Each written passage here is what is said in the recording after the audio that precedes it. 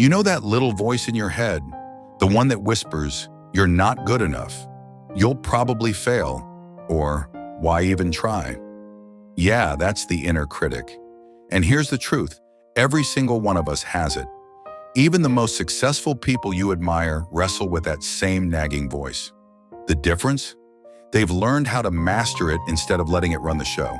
So if you're on a journey to become your strongest, most focused self, you're in the right place. Consider subscribing so you never miss a step.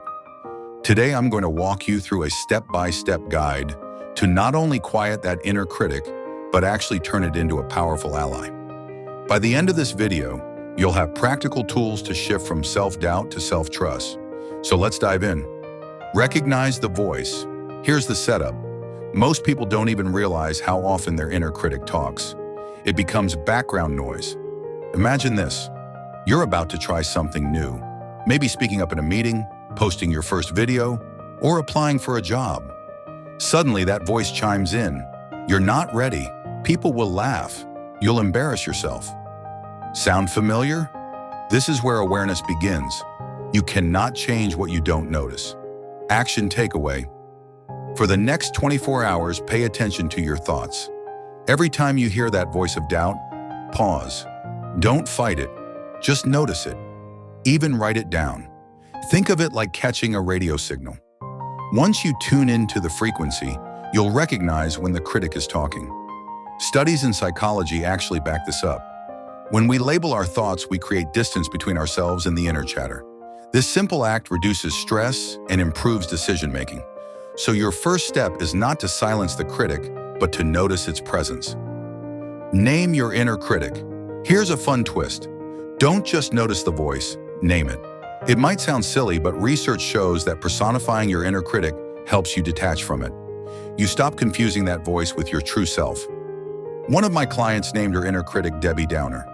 Another called his the drill sergeant. Me? I used to call mine the shadow. By naming it, you create space.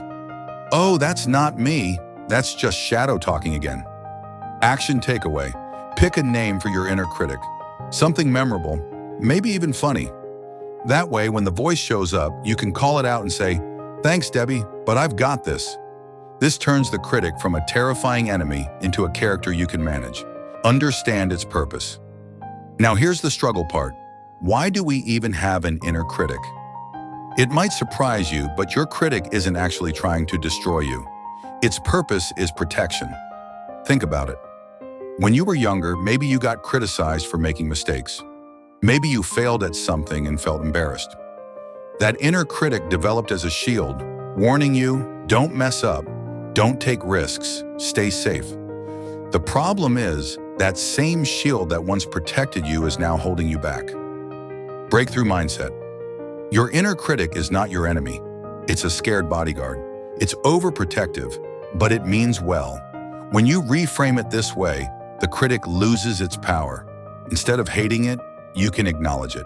So the next time the voice says, "Don't do it, you'll fail," you can respond, "Thank you for trying to protect me, but I'm safe and I'm moving forward anyway."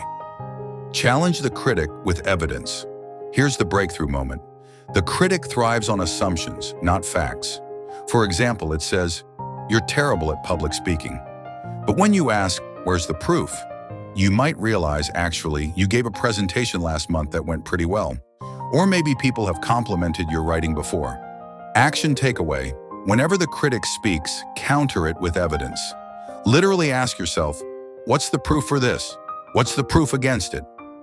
Cognitive behavioral therapy, CBT, one of the most effective psychological approaches, is built around this practice, questioning distorted thoughts and replacing them with balanced truths. So instead of "I always fail," you can reframe, "I've failed before, but I've also succeeded many times. Failure doesn't define me." This shift moves you from self-criticism to self-compassion. Imagine if you had a director's pen and could rewrite the lines your critic keeps repeating. Instead of, "You're not good enough," what if the script said, "You're learning and improving every day"? Instead of, "You'll embarrass yourself," what if it said, "Courage means trying, even if it's messy"? Action takeaway. Write down your critic's favorite negative lines. Then for each one, write a new empowering version. Post them where you'll see them daily. This isn't about blind positivity. It's about balanced, realistic encouragement that builds resilience. Think of it like updating old software. The Critic runs on outdated programming. You're installing a new system, one that supports growth instead of sabotage. Take micro actions to build proof. Here's where energy really kicks in. The fastest way to weaken the Critic's grip is to take action, because nothing silences doubt like results.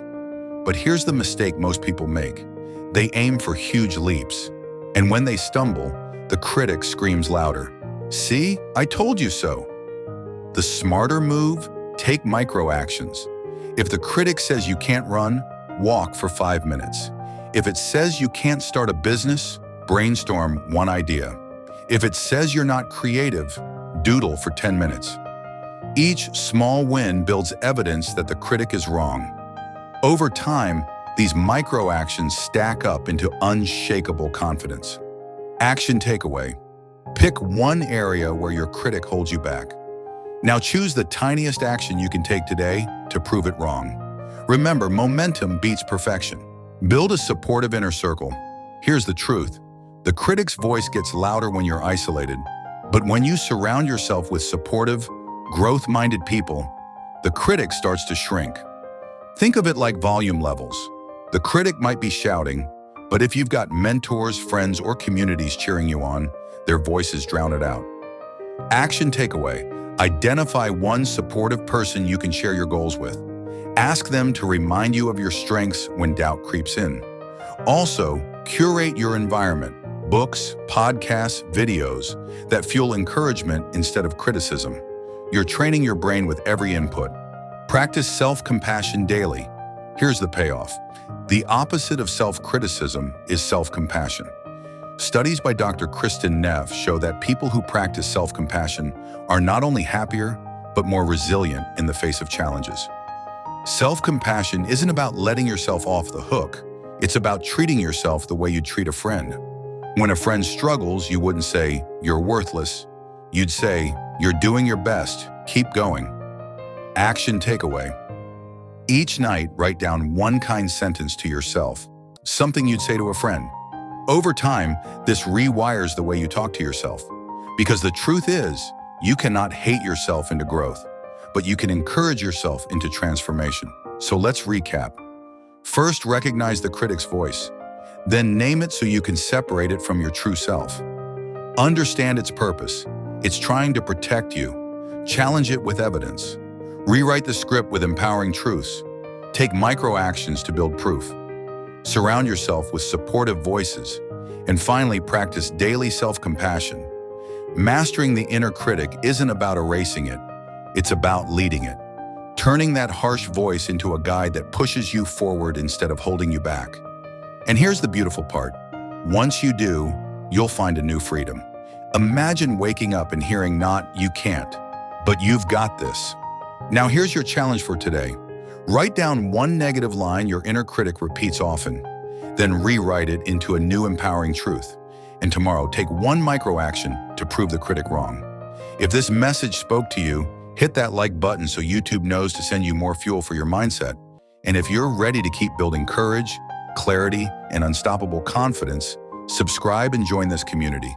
Because your best life isn't waiting for permission from your inner critic. It's waiting for you to take the lead. You've got this.